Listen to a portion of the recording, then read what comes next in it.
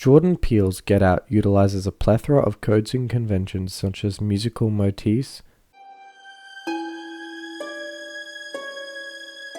mise-en-scène, and narrative structure to work together to showcase Chris's danger and how racism creeps under the surface in a post-racial lie.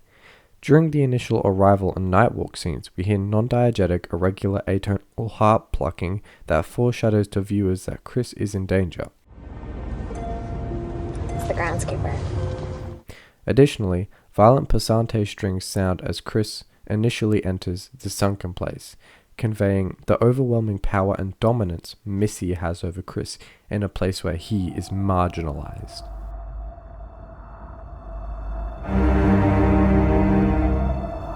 As all hope seems to be lost for Chris, Peele incorporates symbolism and narrative structure to challenge horror film tropes of black American characters being killed off quickly or needing a white savior, such as in the 2018 film Green Book. During the Dark Night of the Soul sequence, as Chris is strapped to a chair with a taxidermized head of a dead deer positioned from a high angle, Chris picks at the chair's arms, picking cotton to stuff his ears and avoid hypnosis, using his heritage burden from the torture of the early 19th century slavery to save himself.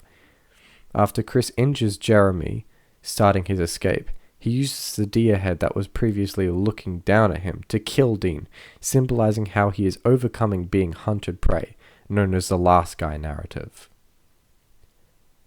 In Get Out, Peele conveys to the audience that Chris is endangered through sonic motifs in a seemingly allied post-racial context, as well as overcoming aggressively burdened stereotypes pinned to his race.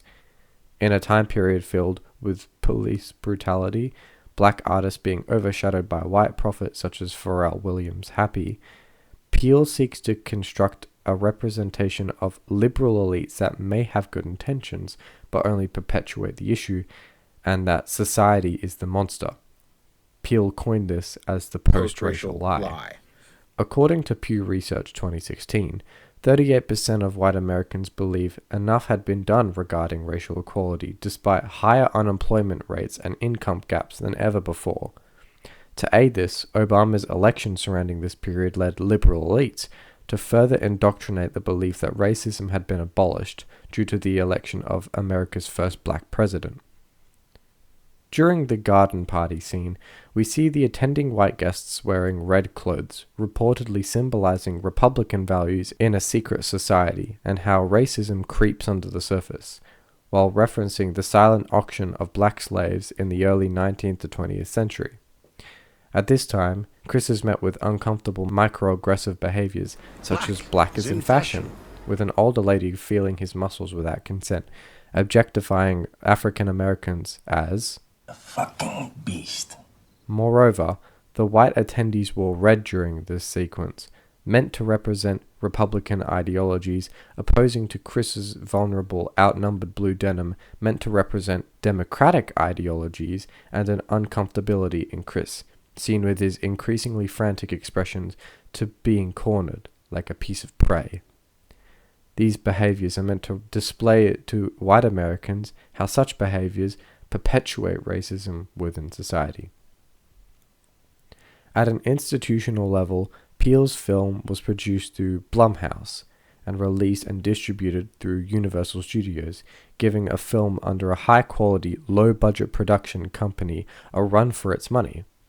Get Out was produced on $4.5 million, grossing $255 million internationally. This low budget meant that depicting Chris as prey to these predators displays African Americans as objectified, marginalized, and stolen, despite white Americans being under the impression that racism had been abolished.